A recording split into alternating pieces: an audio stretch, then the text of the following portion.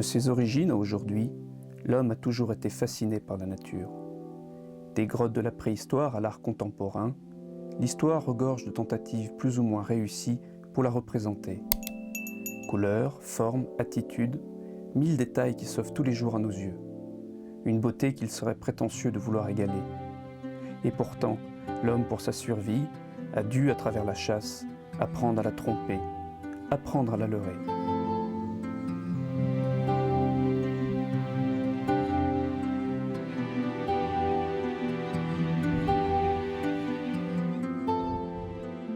Pour mieux comprendre cette pratique, il nous fallait un spécialiste.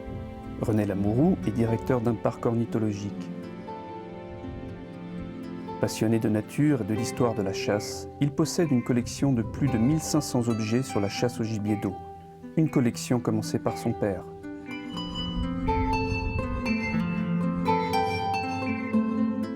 Nous nous trouvons ici à l'intérieur du parc ornithologique du Pont de Gau, qui se trouve donc à 4 km du village des Saintes-Maries-de-la-Mer, en pleine Camargue.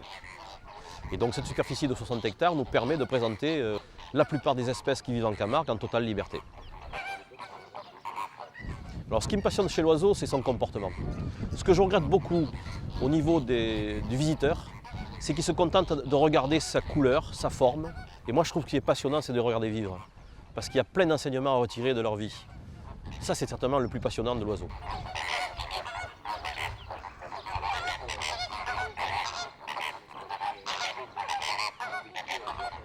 L'histoire de ce parc, c'est l'histoire de la passion de mon père, qui, tout jeune, rêvait de venir un jour habiter en Camargue. Il adorait se promener dans la nature, il était chasseur et il a beaucoup chassé.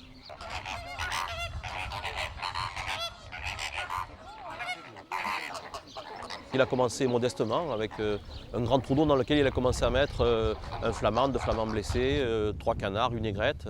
Et puis comme ça, le parc a démarré. En fait, c'est 2 rêves, puisque le rêve du parc, donc, il avait commencé un petit peu à le réaliser. Le second, c'était de créer un musée sur la chasse. Et donc actuellement, nous travaillons sur ce musée de la chasse et je pense que d'ici 2 ans, j'aurai réalisé les 2 rêves de mon père.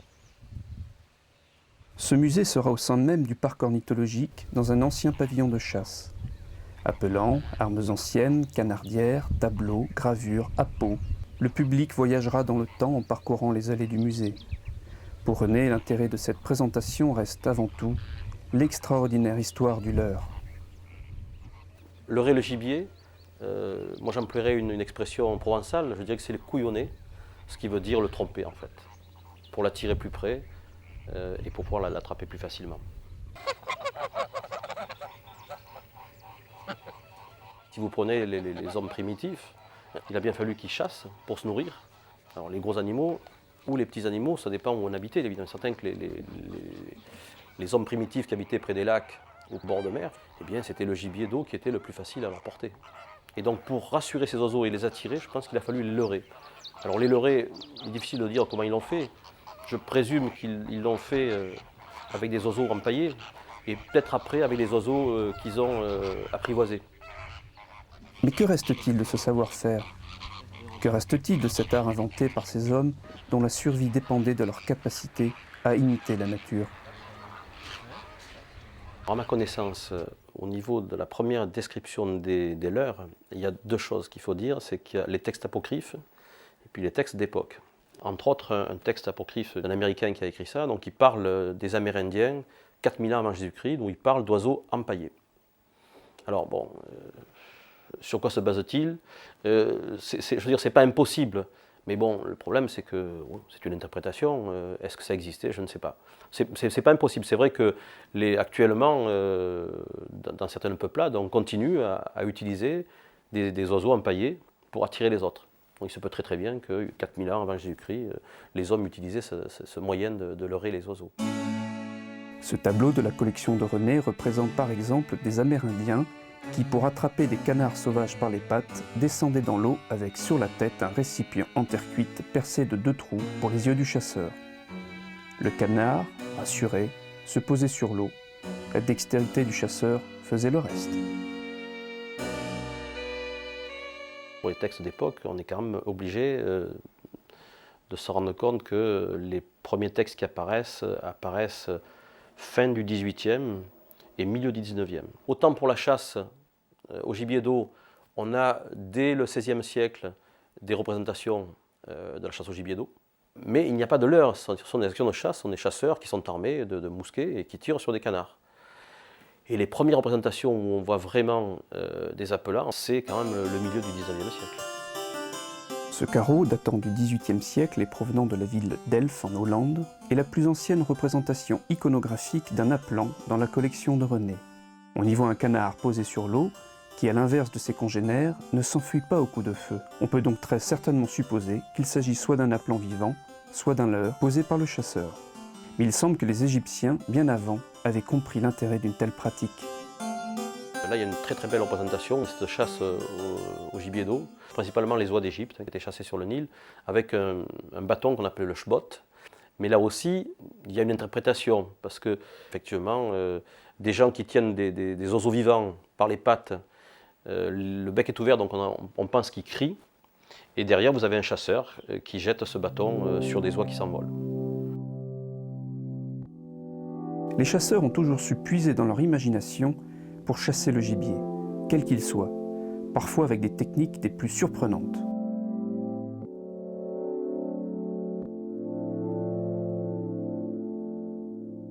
C'est une tenue de camouflage en roseau, donc elle est très très bien représentée sur ces catalogues et c'est vrai que je crois que c'est le rêve de tout collectionneur de chasse au gibier d'eau de trouver cet objet, mais je crois que malheureusement ça a dû disparaître depuis fort longtemps.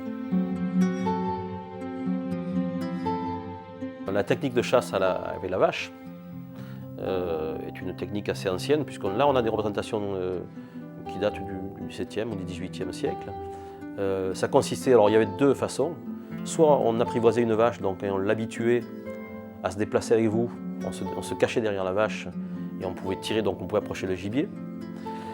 La seconde c'était de s'habiller avec une peau de vache, donc ça, en général ça se faisait à deux personnes, et dans la vache il y avait un petit trou par lequel on passait le canon du fusil, donc on s'approchait des oiseaux et on les tirait comme ça.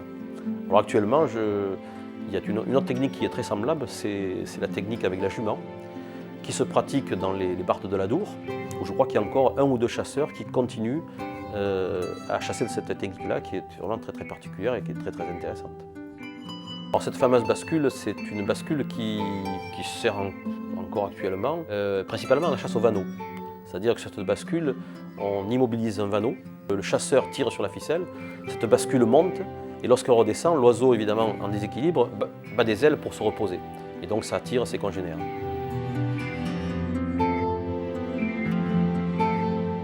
L'emploi du grand-duc est une autre technique. Le grand-duc est un grand prédateur, mais lorsqu'il sort, il est la proie, et il est embêté par les autres oiseaux qui viennent l'attaquer parce que c'est un prédateur.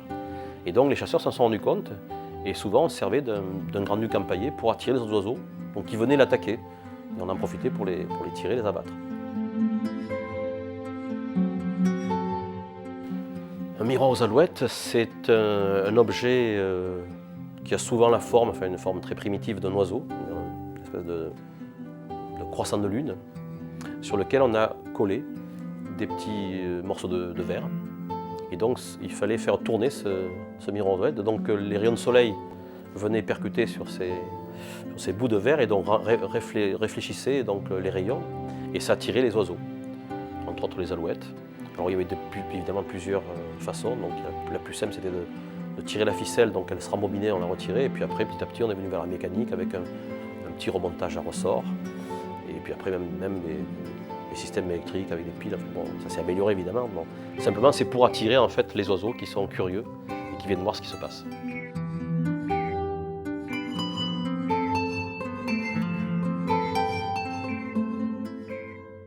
Au vu de cet ancien chasseur entrant d'une chasse au gibier d'eau, avec comme seule bouée une vessie de mouton gonflée autour de sa taille, on peut penser qu'un bon nombre de techniques farfelues ont été développées au cours des siècles.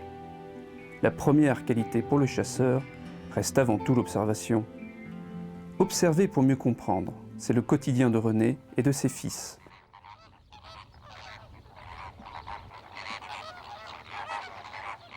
Notre travail, c'est surtout un travail de terrain, un travail d'observation. Toutes les semaines, nous comptons donc les oiseaux qui sont sur le parc. On fait une vérification au niveau des bagues. puisque les flamands qui sont sur le parc sont des flamands sauvages. En fait, le comportement et la présence d'oiseaux nous donnent une indication assez importante sur l'évaluation des niveaux d'eau qu'il nous faut apporter au marais.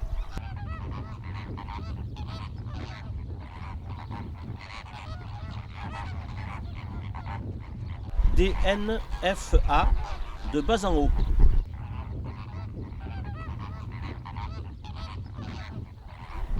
Apparemment, c'est une femelle. Alors le fait de travailler avec mes fils est pour moi une satisfaction énorme, puisque moi-même j'ai commencé à travailler avec mon père. C'est donc la troisième génération qui va s'occuper du parc. C'est quand même un plaisir immense, d'autant que nous partageons la même passion. Cette passion de l'oiseau aide René à faire toujours plus pour son parc. Mais cette passion l'a aussi poussé à constituer une des plus belles collections d'appelants de France. Alors qu'est-ce qu'un appelant? En fait, c'est une représentation d'un oiseau. Alors ça peut être soit des limicoles, soit des anatidés, qui peut être donc un simple bout de bois, comme une œuvre d'art. Nous avons là une reproduction presque parfaite d'un mâle de pilet, qui est originaire de la région de Sète, et le second qui est un bout de bois qui ressemble vaguement à un canard et qui est de la région de la Somme. Ce sont deux hommes différents qui ont fait ça, avec le même amour, mais l'un avait des doigts d'artiste et l'autre, ma foi, il a fait ce qu'il a pu avec ce qu'il avait dans ses mains. Alors dans le même esprit, nous avons un gars qui est un artiste et qui a représenté une fouque qui est presque parfaite. Et puis à côté, eh bien, quelqu'un qui a voulu représenter une fouque et qui n'avait pas des doigts d'artiste. C'est une masse noire avec un bec blanc et un caroncule blanc sur le bec. On peut parler de 3 ou 4 régions dans lesquelles on trouve beaucoup d'appelants. La première région, c'est la région qui se situe entre Sète et Marseille, avec la Camargue comprise dedans. La seconde région, c'est le bassin d'Arcachon, et puis les lacs qui sont en dessous, lac Sanguinet dans les Landes. La troisième région, c'est une région qui est en dessous de Nantes. Et la quatrième région, donc, c'est la baie de Somme. Il y a plein d'appellations qui sont des appellations locales. Donc ici, c'est plus ou moins l'appelant en provençal. À Sète, c'est le Simbeu. La Blette, c'est dans le nord. Il y a comme ça plein d'appellations qui sont tout à fait locales. Mais ça, donc, chaque chasseur va interpréter un petit peu sa vision de son leurre. Et il n'est pas certain que les gens qui ont fait des œuvres d'art attiraient plus de gibier que ceux qui ont fait une ébauche très primitive de l'oiseau. On peut décliner ces leurres dans toutes les matières. Cet appelant provient de la rivière de la Saône. Et donc voilà un exemple typique de l'utilisation de la matière qu'on trouvait sur place. C'est-à-dire que là où ce chasseur chassait, il y avait du cirpe, donc il en faisait des bottes qu'il liait avec un peu de fil de fer. Et puis il a imaginé cette tête qui est simplement un bout de bois rond sur lequel il a mis un petit bout de planche qui simule le bec. C'est assez extraordinaire comme silhouette. Cet appelant est un oiseau dont l'origine est plutôt italienne. Les Italiens donc façonnaient en roseau, c'est-à-dire qu'il y a 2 ligatures en fer, mais en plus eux le sculptaient, l'enduisaient d'un enduit protecteur pour qu'il flotte, et puis le peignaient. Donc on arrive à avoir des oiseaux qui sont quand même beaucoup plus jolis au point de vue esthétique. Ça c'est typique de l'Espagne et puis un petit peu je dirais des régions limitrophes de l'Espagne, où on utilise beaucoup la palme pour sculpter les corps. Par contre, la tête est toujours en bois. J'ai rencontré dans 2 régions différentes ce genre d'oiseau en tôle. Celui qui est présenté donc, vient de la région de Narbonne. Je pense qu'il y a des gens qui savaient travailler le fer et qui ont utilisé leurs compétences pour faire des appelants. Alors celui-ci est en alu, il est coulé, et on voit bien les veines du bois, donc il a été moulé sur un oiseau qui était en bois, qui avait été sculpté. L'avantage c'est que l'alu est relativement léger, il est incassable, et en plus on peut le reproduire à l'infini. Celui-ci est en bois, donc c'est la matière la plus usitée en France, excepté un petit peu la région de Sète et la Provence, où on utilisait beaucoup le liège. Et donc celui que vous voyez donc, est entièrement en liège, et donc de la région de Sète. Alors le liège tout simplement parce que Sète était un port pinardier, et beaucoup de chasseurs étaient des dockers. Et donc ils ont utilisé ce qu'il y avait sur place, c'était le liège. À Sète, les pinardiers ne font plus escale depuis longtemps, et le liège qui allait de pair avec le transport du vin a disparu. Mais Sète garde ses traditions, comme la chasse sur l'étang de Thau. Une chasse fine, où le chasseur se doit d'être rusé pour faire poser des gibiers, essentiellement de passage. Francis est l'un d'entre eux. Il a fait toute sa carrière dans la marine et n'a jamais cessé de chasser, même pendant ses courtes escales. Voilà plus de 50 ans que ça dure. Oui, mais ça, c'est un timbre que j'ai fait moi-même. Hein. On met ça dans l'eau pour attirer le gibier. Hein. Parce que, disons, c'est surtout pour faire un nombre. Parce que nous avons les appos vivants, donc en école vert, et puis nous mettons ces cymbales donc, pour faire un groupe. Ça s'appelle un rendez-vous.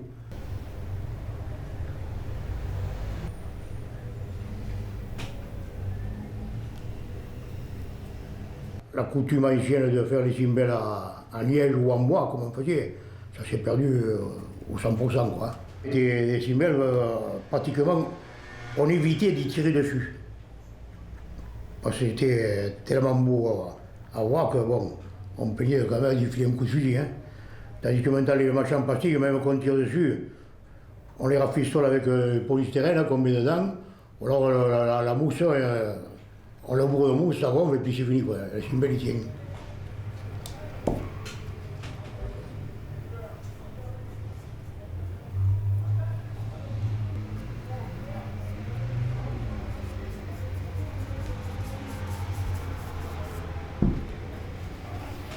Ce qui est intéressant dans les appelants, c'est qu'en fait, chaque chasseur a fabriqué son appelant et fabriqué son approche, sa pose de l'appelant. Moi, j'ai collectionné, je trouve que c'est très intéressant, les pattes des oiseaux.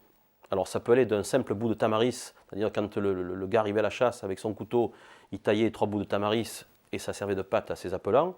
Puis vous avez des gars qui ont étudié des formes pour pouvoir améliorer la position ou l'aspect de leurs appelants, c'est-à-dire à 2 pattes, à 1 patte, donc tout ça alors avec du fer, avec du bois. On rencontre plein de différentes solutions qui ont été apportées à cette technique.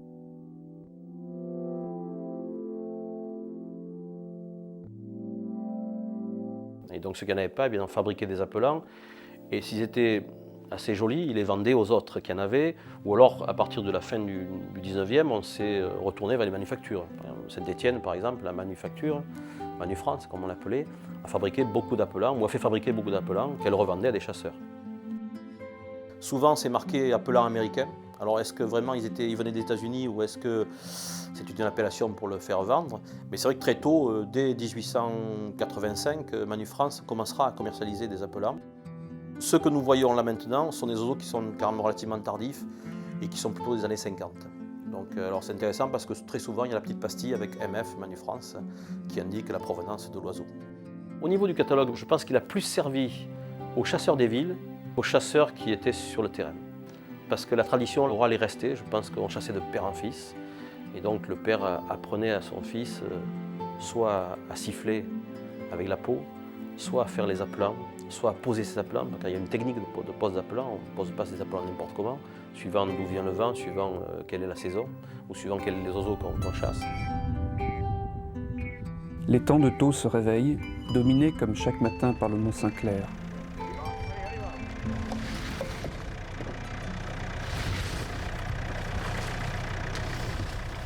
Francis a rejoint Michel et Marcel, ses vieux compagnons de chasse.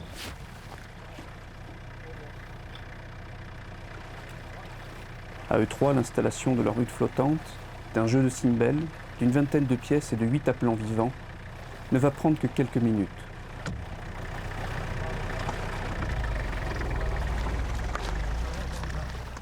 Pour ces hommes qui connaissent l'étang de Thau dans ses moindres recoins, l'art de la pose des appelants ne semble avoir aucun secret. On a installé les fouques, les cannes colverts en cymbales. Et puis maintenant, on va installer les appos vivants de façon à appeler le canard de passage.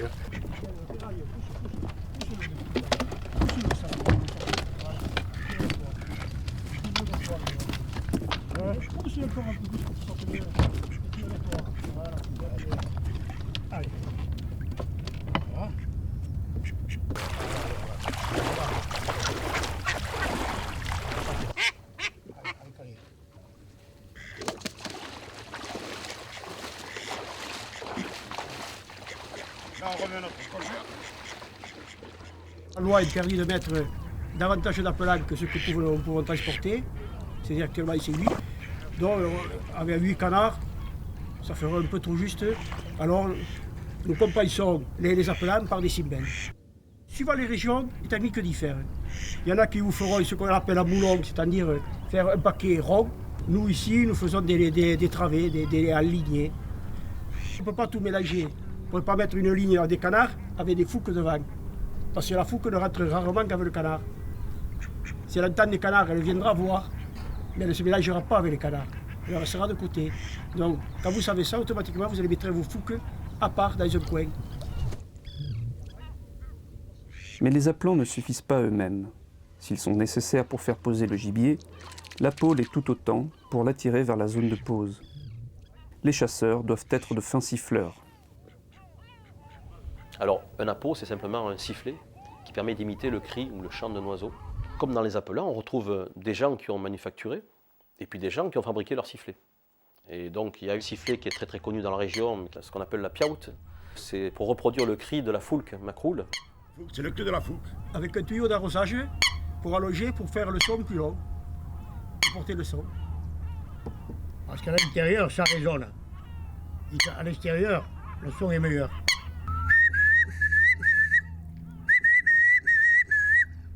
Ah, c'est le courlis, le charlot. Le charlot, comme on l'appelle ça. La sarcelle. Sarcelle d'hiver.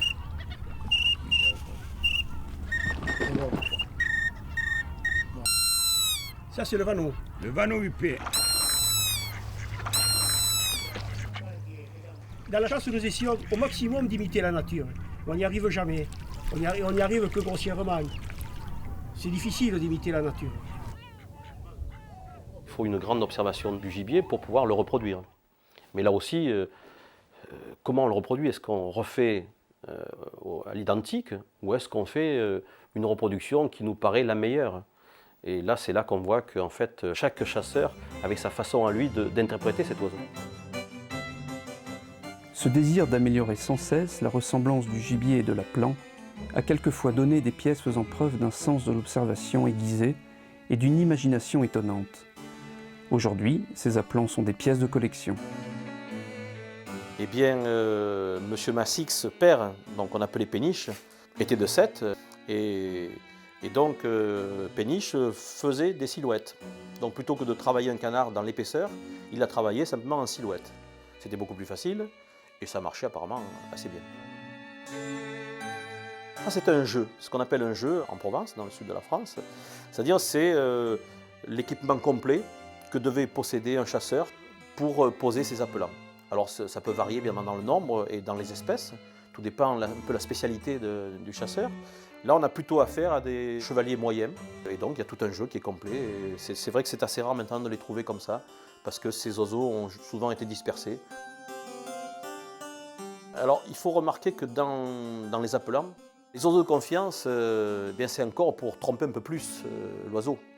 C'est-à-dire que c'est bien qu'il y ait des congénères comme lui, mais si en plus il y a un oiseau qui est réputé pour être très farouche, et en général ces oiseaux sont blancs, c'est souvent des aigrettes, c'est également le flamand évidemment, il est bien certain que ça va encore tromper l'oiseau, et donc ils vont se passer plus facilement au milieu des appelants que s'il n'y avait pas d'oiseaux de confiance. Et là c'était très très simple. Il suffisait simplement de cueillir des pommes de pin, on peignait le ventre en blanc et puis sur le dessus on collait des ailes d'oiseaux qu'on avait tués. Donc on faisait comme ça des jeux d'oiseaux qui étaient très très rapides à faire et qui marchaient apparemment très bien puisque le dessus de l'oiseau était un oiseau parfait. Cet appelant, je l'ai trouvé dans la région de Bordeaux. Je pense qu'il a été produit en petite quantité parce que, à ma connaissance, je ne l'ai jamais vu dans des collections. Il y avait une petite ficelle donc, qui était sous le ventre de l'oiseau. Et en tirant la ficelle, on faisait ouvrir les ailes avec les miroirs qui permettaient aux oiseaux qui passaient de repérer cette flamme blanche qui apparaissait sur-dessus de l'oiseau.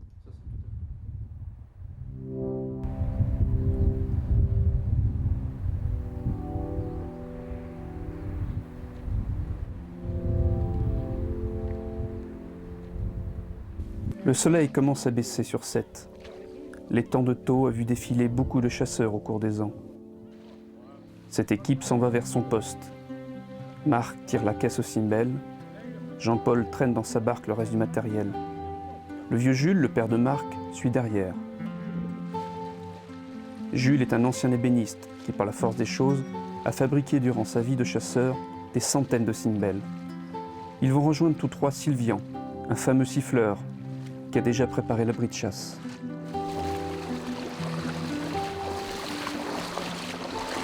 Là, c'est un joli coup pour la chasse au mannequin, tu vois, parce que c'est propre. Hein. Il y a carrément le sable, tu vois.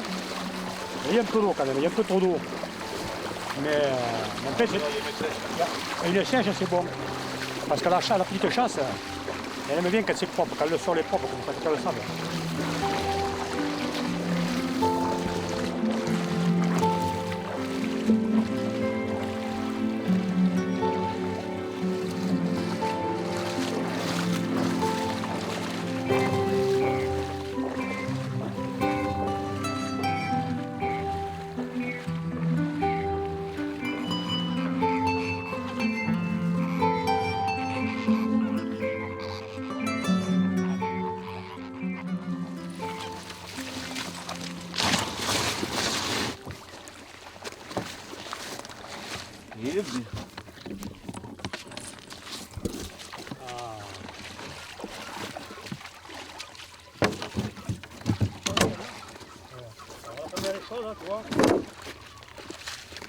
À mettre au sec, le casse tout. Putain, elle est légère la caisse.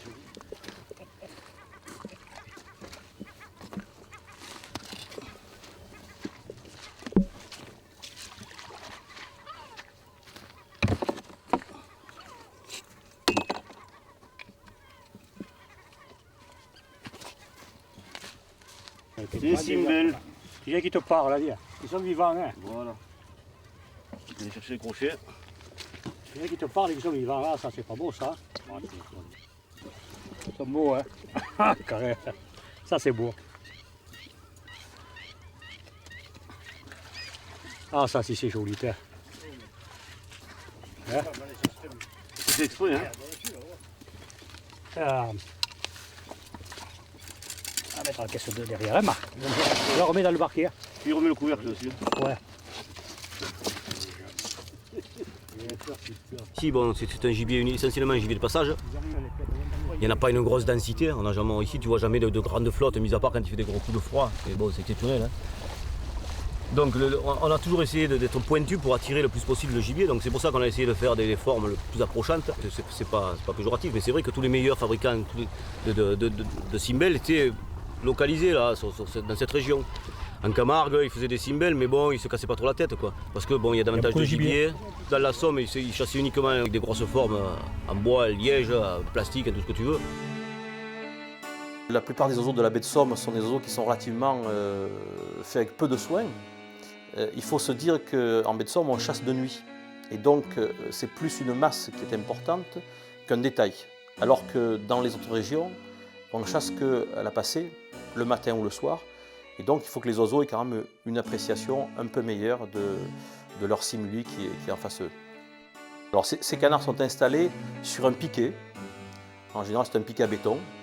Et ça permettait de descendre et de monter les oiseaux, puisque en baie de Somme, donc, il y a la marée, chose que nous n'avons pas en Méditerranée, ou si peu. Là, c'est un peu l'emporte-pièce, parce qu'il ne fait pas de vent. Normalement, on cale les cymbelles par rapport au vent, et pour pouvoir dégager une aire de tir ou une aire de pause.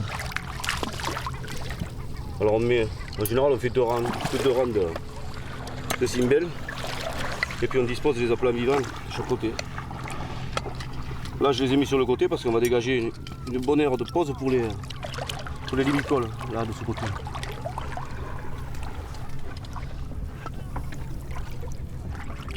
Le plus long, c'est les estailles.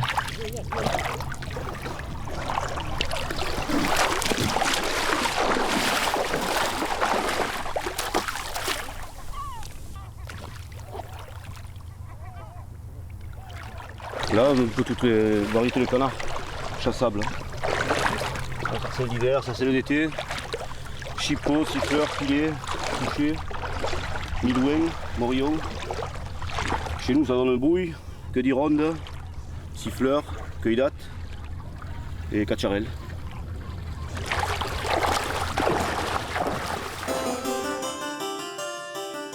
Mais les chasseurs de Sète n'ont pas leurré que les Anatidés. Il existait aussi la chasse blanche, la chasse aux limicoles, qu'on trompait grâce aux mannequins.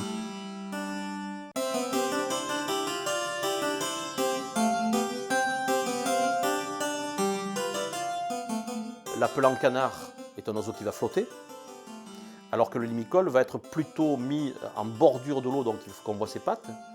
Et là, il y a toute une technique, chaque chasseur avait une technique particulière pour présenter ses limicoles. Alors là, on prépare les mannequins, pour les caler, les mannequins de chasse blanche. Tu vois, on enlève les becs pour ne pas les couper. Alors, on ne va pas confondre. Hein. Et on les met de suite à... Les canards, c'est les cimbelles, ça c'est les mannequins. Tu modernisé. Voilà. Non, on revient aux sources. Ici, tu as le bec droit, forcément avec la forme du bec. La charlotine, Charlotina, le charlot, le vrai nature. Et c'est non unique. Celui qui m'a appris quand j'ai commencé à chasser, c'était mon père. Hein. J'étais petit, il me prenait à la chasse. Puis il m'a expliqué tout ça. Et puis bon, voir faire les autres. Puis j'ai chassé avec des anciens, notamment des copains de mon père. Hein. À l'époque, on pouvait chasser, moi j'ai connu, on pouvait chasser jusqu'au 31 mars. Donc on pratiquait cette chasse au limicole. Et c'est vrai que ça a tendance à se perdre. Puisque maintenant, bon, la chasse se ferme plus tôt. Et donc on voit presque plus de limicole. Donc c'est pour ça qu'il n'y a presque plus personne qui sait siffler ou qui sait faire des mannequins. Ou simplement les utiliser.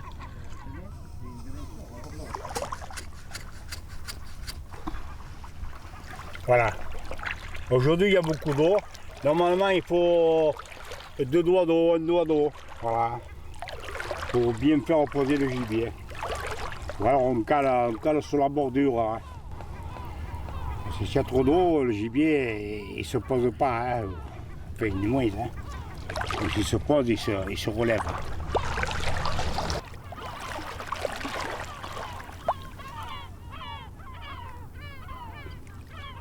C'est le truite qui a bien mangé, il est bien gras. il est bien gras. Il est beau comme tout. Par contre, la charlotine, c'est vrai qu'elle est un peu maigre.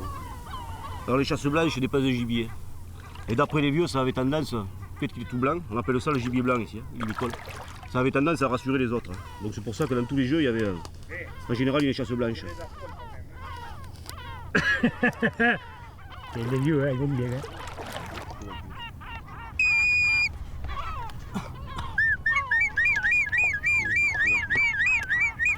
La chasse au mannequin, comme on dit, c'est l'art personnel de faire venir le gibier, de l'appeler. C'est le plus beau, hein. C'est pas le coup Si de tu as quelqu'un à fusil, côté de toi, si t'as quelqu'un à côté de toi qui siffle pas bien, si tu as un type un bon siffleur à côté de toi, comme par exemple s'il vient là, bon, tu vas te mettre à côté de lui, et s'il passe une chasse, il ne viendra pas se poser à toi, il va se poser à lui. La charlotine, hein. La charlotine, Il faut les siffler.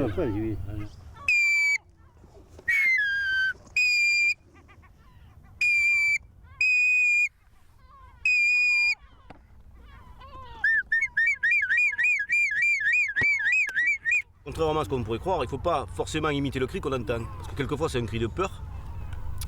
Donc forcément, si tu imites le cri, que ce soit un cri de peur, l'oiseau ne va pas avoir tendance à venir. Donc c'est là qu'était utile l'expérience des vieux qui t'apprennent à siffler. Et quelquefois quand tu entends siffler justement comme Sylvian, et que tu entends après un oiseau siffler, tu n'as pas l'impression que ce soit le même chant. Et il y a des chants différents, les chants de le poser, il y a le rappel, il y a des tas de choses comme ça. Donc l'expérience toujours. Mais bon, c'est vrai que le gibier s'habitue plus ou moins, enfin, je pense. Il y a la mémoire génétique qui fait qu'ils ont de plus en plus peur de l'homme. Comme à l'époque, quand il n'y avait pas les voitures, qui montaient en vélo, des trucs comme ça, ils utilisaient souvent des silhouettes, uniquement des silhouettes, parce que ces silhouettes étaient faciles à transporter. c'était une planche. Ils avaient une planche avec le dessin. vulgaire, et puis bon, ils pouvaient en empiler plusieurs et faire suivre ça dans un sac. Bon, et puis le progrès là, on est arrivé au plastique. Donc forcément, il n'y avait pas d'entretien par rapport aux appelants en liège ou en bois. Ils prenaient les chocs, ils flottaient bien, il n'y avait pas de peinture à rapporter. Puis bon, c'est vrai que les générations passantes, on s'est aperçu quand même que les appelants en plastique, ils avaient une attitude sur l'eau qui n'était pas très conforme au sauvage. Quand il fait du vent, ils flottent dans tous les sens, ils bougent. Alors on a essayé de les plomber, on a essayé de les remplir de polyuréthane. Hein. Toutes les combines possibles et inimaginables. Finalement, on est revenu aux appelants en bois parce qu'on s'est aperçu qu'ils avaient une autre gueule, ils sont quand même plus beaux, il y a une flottabilité qui est complètement différente du plastique. Ça cimbelle pas pareil, tu comprends là, tu vas mettre un plastique à côté de ça, là tu vas y mettre un vrai là-dedans. tu vas te dire bon où il est. Tu vois ce que je veux dire? C'est surtout utile la ressemblance parfaite, enfin, entre guillemets parfaite. Une fois que le canard est posé. Maintenant pour l'attirer, bon, c'est vrai qu'une grosse forme toute noire, ça l'attirera davantage que ça parce que ça se voit de plus loin, ça ressort davantage sur l'eau. Mais une fois le gibier posé, c'est vrai quand même qu'un appelant ressemblant va l'attirer davantage. Il faut vraiment avoir envie de les utiliser parce que c'est tout un travail simplement, vous l'avez vu tout à l'heure, il faut les plier, chaque année il faut les refaire, il faut les repeindre, ça fait partie du folklore, c'est comme ça. Il y a une attention toute particulière. En plus, quand c'est toi qui les as fait ou qui les a peints ou que c'est ton père qui les a fabriqués. Donc il y a un amour, pour ce matériel-là qui est... Et puis on se fait plaisir, avant tout on se fait plaisir. Il y a eu M. Chopin. Monsieur Chopin qui a fait toute sa vie des mannequins adéquats.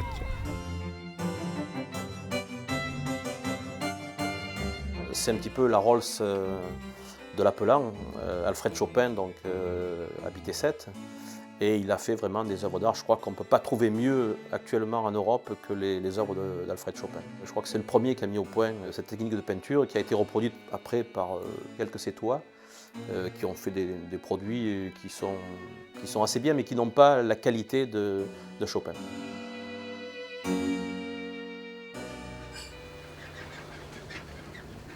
Nous sommes chez Jules.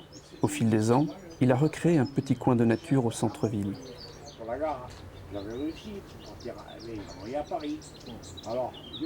Avec son vieux copain Sylvian, les souvenirs sont nombreux et les occasions ne manquent pas pour se les raconter, encore et encore. À l'époque, c'est à vélo qu'ils partaient chasser et les vieux, les anciens, leur apprenaient à se servir de leur appât en sifflant la Marseillaise. Partout dans son jardin, des vestiges témoignent de sa passion pour la chasse aux cimbelles. Ici, moi, si j'étais parti à Paris, j'aurais fait autre chose. Oh, putain, pas ce goût.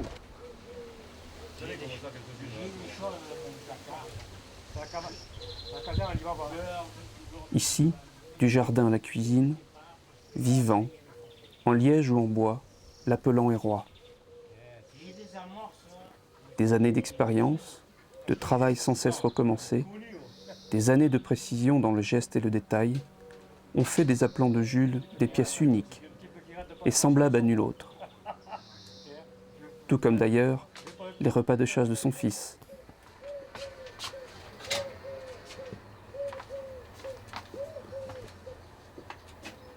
Allez, les foules, Oh merde, je sais pas si on en aura assez. Hein. Partez pas tant que c'est pas terminé. Hein. Mais ça, toi, c'est meilleur que le canard, c'est meilleur que le Mettre un peu de sel. Il est là. Mais le sel, on le mettra le sel à... Ulicatre, foule comme macroule, appelé fouque. Ici, on a oublié le L. Ici, c'est la fouque. Préparer une sauce à la gardienne. Ça, c'est vraiment un plat d'ici, quoi. Voilà. Une sauce au vin. Sauce au vin. Sauce liée avec les foies. Tout d'abord, on les fait mariner juste un petit peu dans le vinaigre pour attendrir la viande. Parce qu'en général, c'est un peu dur. Alors après, il y a des légumes, il y a du céleri, des carottes, des gésiers, coupé en petits quartiers, un peu de tomate, du vin rouge, de l'eau, De là-bas. et de la cuisson. Et à quoi devons-nous tout ça? À quoi devons-nous cette convivialité et le plaisir de déguster une foulque de temps à autre? C'est dans la collection de René, à travers ce pique-fleur du XVIIIe siècle, que la réponse se rappelle à notre bon souvenir. Alors cette pièce, je ne voulais pas l'acheter au départ, mais lorsque j'ai lu la petite phrase qui était au-dessus, je me suis dit que je ne pouvais pas laisser passer un objet comme ça, qui est quand même un objet de la fin du XVIIIe, et qui fait référence à cette fameuse nuit du 4 août où on a aboli les privilèges et où on nous raconte que tous les Français pouvaient chasser. Ce n'est pas tout à fait exact, puisque le 4 août, c'est l'abandon des privilèges des seigneurs. L'archevêque de Chartres, qui était M. de Lubersac, a proposé dans la foulée de supprimer le privilège de chasse pour les seigneurs. Mais on ne l'a accordé qu'aux propriétaires. Et il faudra attendre la loi de, je crois que c'est le 3 ou le 4 mai 1844, pour que le droit de chasse soit accordé à tous les Français. Donc vous voyez, on est loin de la Révolution, comme on le raconte régulièrement. Il faut y aller, hein. Allez, Jules, va travailler, va travailler. Vous en foutez, vous, hein. Vous avez rien à foutre, là. Lui, ça me va. Mais le tablier parce ouais, qu'à oui, allez, hein. mais le tablier parce qu'à la fin après Vous on va voulez pas? Allez, on t'arranger après tu vas voir. Hein.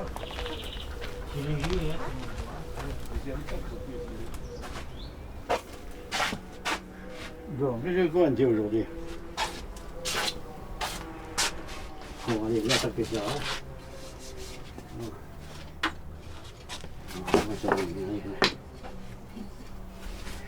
Quand on était jeune, hein, après la guerre, au début de la chasse, là, il y avait un copain qui était plus âgé que nous, on allait lui donner la main.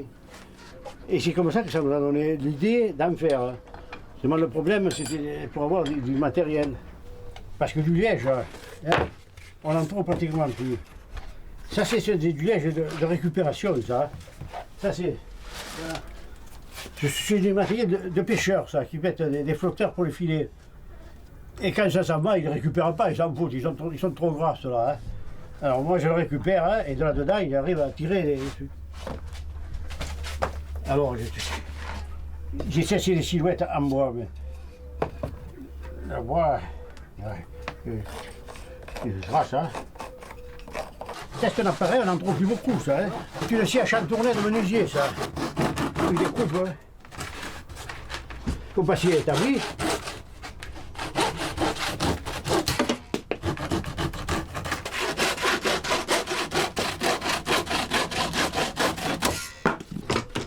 Et voilà. C'est ce fameux truc qui n'est pas plat. Alors à l'époque, on le dressait sur la surface. Maintenant, il ne faut pas le dire, mais j'ai trouvé le combine. Hein. Étant ancien menuisier.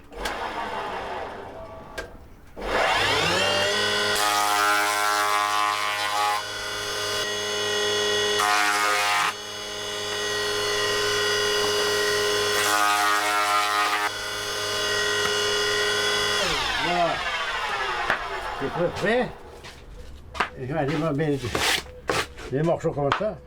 Et une fois collé, après ça fait un morceau comme ça. Et ils sont collés ensemble. Là, vous le voyez bien, vous voyez une couche hein, et l'autre morceau. C'est-à-dire un et deux morceaux. La tête est chauffée. Voilà, c'est ces deux morceaux. Ils sont tirés de là-dedans. Voilà. C'est façonné et tout. Voilà. Tu fais un bec. Mais là, je prends des branches de palmier, j'en coupe des morceaux. Alors, tu prépares un truc pour rentrer, fais un trou. C'est fait avec le couteau. Hein. On le façonne au couteau. Et tu en arrives à faire un truc comme ça, que tu balances. Voilà, c'est fini. L'inconvénient du liège, c'est que après, il faut boucher tous ces trous, tout l'enduire. Tandis qu'une tête faite en bois, c'est tout fait à la main, ce qui fait que c'est beaucoup plus lisse, c'est mieux. Bon, avec une tête faite comme cela, et je ne sais pas si vous voyez, celle-là de tête, elle est faite en plusieurs morceaux. 1, 2, 3, 4, 5. Jules a su développer ses propres techniques de fabrication. Témoin de ses années de recherche, la poussière qui recouvre les plumes de ses prototypes d'aplants. Le liège a bientôt disparu, et sans doute les derniers cymbelles en liège qui verront le jour à 7 trônent sur l'établi de Jules.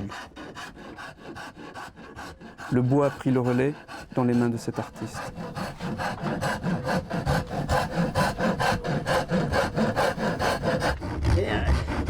On le fait en bois, c'est beaucoup plus dur.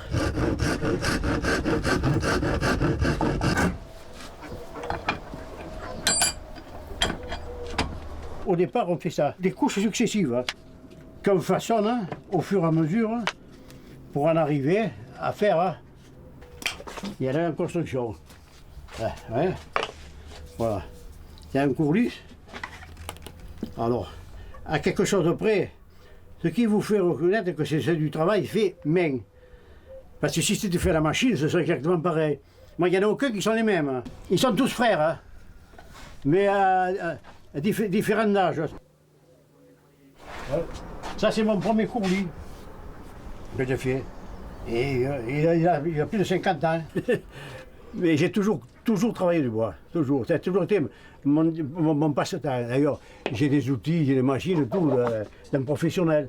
Mais un professionnel amateur. Je me suis toujours entretenu, disons que c'est ma passion, voilà, le travail du bois.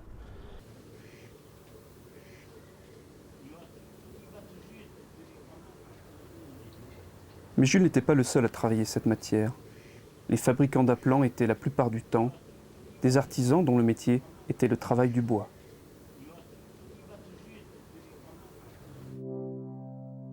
Alors cette série provient de la région du lac de Grandlieu et appartient à la famille Couillot. Le père était sabotier et je pense qu'il a dû se rendre compte un jour qu'un sabot à l'envers, ça faisait un canard stylisé. Et donc, comme il était chasseur, il a produit ses appelants. Et comme apparemment ces appelants plaisaient beaucoup, il en a produit pour ses amis.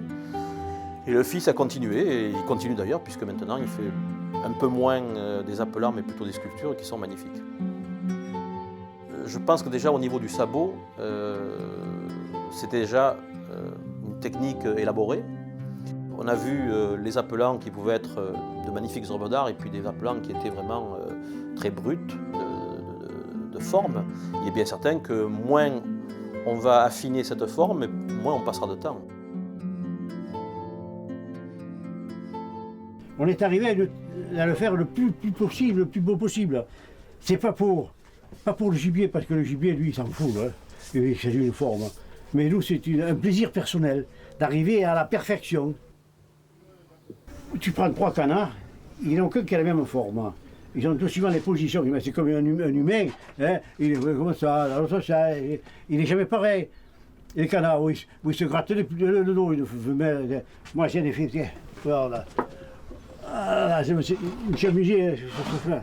Bon, le canard, elle peut te regarder derrière, ou alors elle peut rejoindre de l'autre côté. Si tu tournes la tête, j'ai fait des têtes, parce que... Tu mets une tête, tu changes la tête, tu mets une tête comme ça. Voilà, tu files ça à une autre gueule.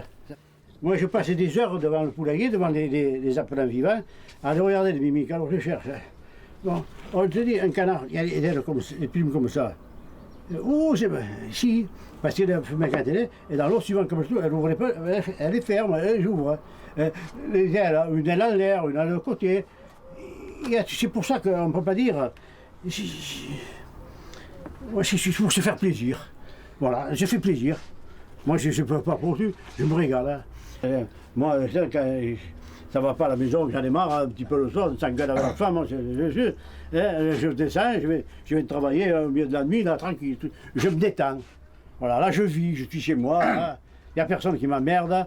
Hein. J'ai des problèmes d'audition. Alors là, je suis tranquille, personne ne me parle. Voilà, c'est ma vie.